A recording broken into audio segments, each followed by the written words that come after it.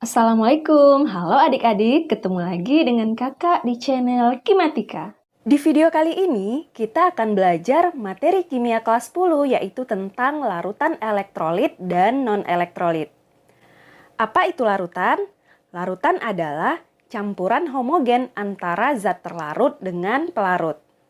Contoh, larutan garam. Nah, larutan garam ini berarti campuran homogen antara garam sebagai zat terlarut dengan air sebagai pelarut. Kemudian contoh yang lain misal larutan gula. Berarti campuran antara gula sebagai zat terlarut dengan air sebagai pelarut. Jelas ya? Berdasarkan daya hantar listriknya, larutan terbagi menjadi dua jenis. Yang pertama adalah larutan elektrolit, yaitu larutan yang dapat menghantarkan arus listrik. Dan yang kedua adalah larutan non-elektrolit atau larutan yang tidak dapat hantar listrik. Nah, ternyata suatu larutan elektrolit dapat hantar listrik karena di dalam larutan tersebut terkandung ion-ion yang bergerak bebas. Makin banyak ion yang terdapat dalam larutan, maka makin kuat daya hantar listriknya. Jadi, larutan elektrolit terbagi lagi menjadi dua. Yang pertama disebut larutan elektrolit kuat, berarti daya hantar listriknya kuat ya, karena mengandung banyak ion. Dan ada larutan elektrolit lemah, berarti daya hantar listriknya lemah karena ionnya sedikit. Nah, untuk non-elektrolit, karena tidak dapat hantar listrik, berarti tidak mengandung ion. Oke, jelas ya? Sekarang kita akan bahas perbedaan lain antara elektrolit kuat, lemah, dan non-elektrolit. Yang pertama adalah berdasarkan alat uji elektrolit. Jika larutan elektrolit kuat, kita uji pada alat uji elektrolit, maka akan menyebabkan lampu menyala dan ada gelembung gas yang banyak. Kemudian, jika yang diuji adalah larutan elektrolit lemah, kemungkinan yang terjadi adalah lampu menyala redup atau tidak menyala, tetapi tetap ada sedikit gelembung gas. Sedangkan untuk larutan non-elektrolit akan menyebabkan lampu tidak menyala dan tidak ada gelembung gas pada alat uji elektrolit. Oke, kita lanjut perbedaan yang kedua. Zat terlarut dalam larutan elektrolit kuat akan terionisasi sempurna. Salah satu contohnya adalah HCl. Jadi, HCl dalam larutannya akan terionisasi sempurna menjadi ion H+ dan ion Cl-. Nah, reaksinya ini disebut juga dengan reaksi irreversibel atau reaksi yang tidak dapat balik yang ditandai dengan satu arah ya, tanda panahnya satu arah saja.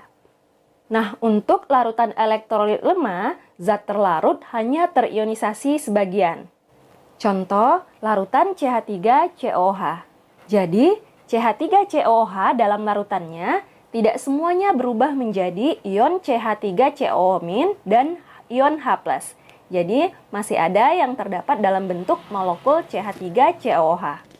Reaksinya disebut juga dengan reaksi reversibel karena dapat balik, kemudian ditandai dengan dua arah. Kemudian untuk larutan non-elektrolit, zat terlarut di dalam larutannya tidak mengalami ionisasi. Oke, lanjut ke perbedaan berikutnya. Larutan elektrolit kuat memiliki derajat ionisasi atau alfa sama dengan 1. Artinya, jumlah mol yang terionisasi itu sama dengan jumlah mol mula-mula. Sedangkan larutan elektrolit lemah memiliki derajat ionisasi atau alfa lebih dari 0 atau kurang dari 1. Nah, ini menunjukkan mol terionisasi lebih kecil dari mol mula-mula. Kemudian untuk larutan non-elektrolit. Karena tidak terionisasi, maka derajat ionisasi atau alfa sama dengan 0. Artinya, mol terionisasi juga sama dengan 0. Lanjut, sekarang untuk contoh. Larutan elektrolit kuat bisa berasal dari larutan asam kuat seperti HCl, HNO3, bisa juga berasal dari basa kuat seperti NaOH, KOH, dan berasal dari larutan garam seperti larutan NaCl, KCl, dan lain-lain. Lalu, larutan elektrolit lemah berasal dari larutan asam lemah seperti CH3COH dan larutan basa lemah seperti AlOH3 kali.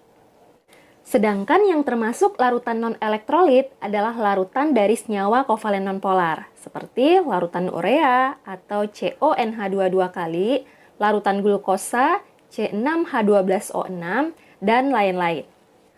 Bagaimana cara membedakan asam kuat dengan asam lemah, basa kuat dengan basa lemah, dengan garam, dan juga dengan larutan non-elektrolit akan dibahas di video selanjutnya ya, termasuk jenis-jenis senyawanya. Oke, sekian dulu untuk video kali ini. Terima kasih. Wassalamualaikum warahmatullahi wabarakatuh.